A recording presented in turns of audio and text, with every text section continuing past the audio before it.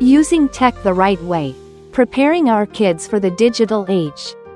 Honestly, ever since the internet and smartphones came into our lives, everything's been moving at lightning speed.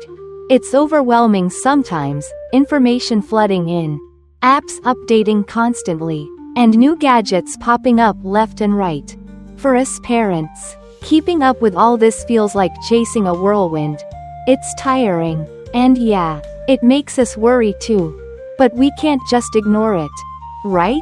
This is the world our kids are growing up in, and I want them to thrive in it, healthy, safe, and happy. The main thing I want to share today. I think the key is helping our kids take charge of how they use tech. And for that to happen, we've got to lead by example, showing them how to set limits on our own screen time. Plus, we need to keep an eye on what they're watching, what they're playing, and who they're chatting with online. It's all about making sure they're on a good path, staying safe and surrounded by positive stuff.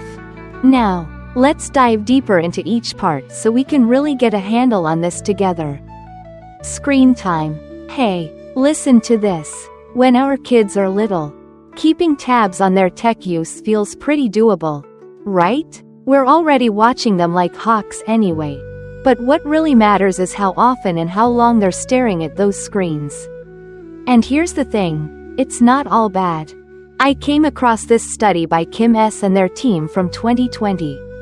And they broke it down into types of screen time. There's passive stuff, like when kids just sit there watching TV, videos, or movies non-stop. That's not great if it drags on too long.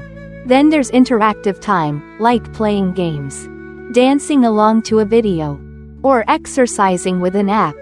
That's more fun and active.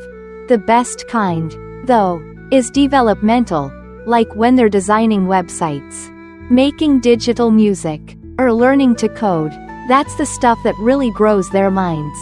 It hit me that each type affects our kids differently.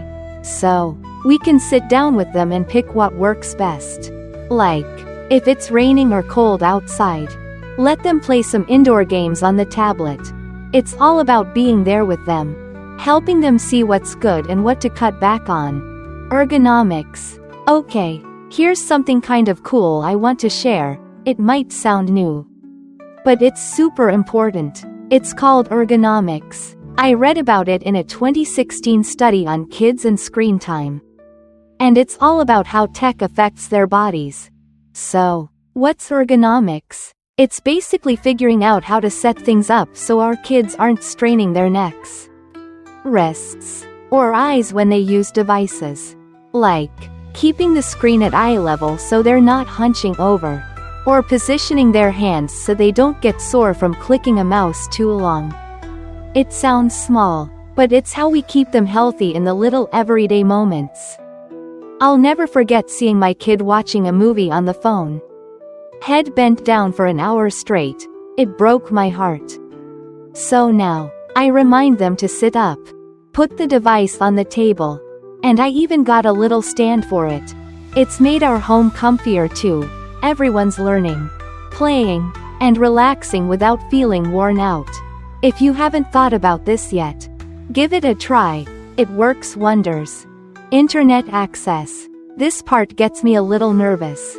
I'll admit, once our kids start surfing the web or jumping on social media, it's hard not to worry. What are they seeing? What are they reading? Who are they talking to? It all matters so much. But I don't want to lock them out of it either. They need room to explore and grow. So, what do we do? For me, it's all about talking to them, a lot. I tell my kid that not everyone online is nice. And not everything they say is true. I make sure they know never to share personal stuff like their name, address, or school online. Safety first. Always. We talk about cyberbullying too, so they don't hurt others and know how to stand up for themselves. One time, I sat with my kid and we browsed together. I got to see what they're into. And then I suggested some cool sites and apps that are worth their time. It's a way to keep things in check while still letting them feel free. I really believe that if we guide them early on, They'll figure out how to use the internet safely and smartly on their own. Wrapping up, let's be real, being a parent in this digital age is no walk in the park. But I truly believe that if we're patient, stay involved, and show our kids the way, tech doesn't have to be something we fear. It can actually be a chance for them to shine.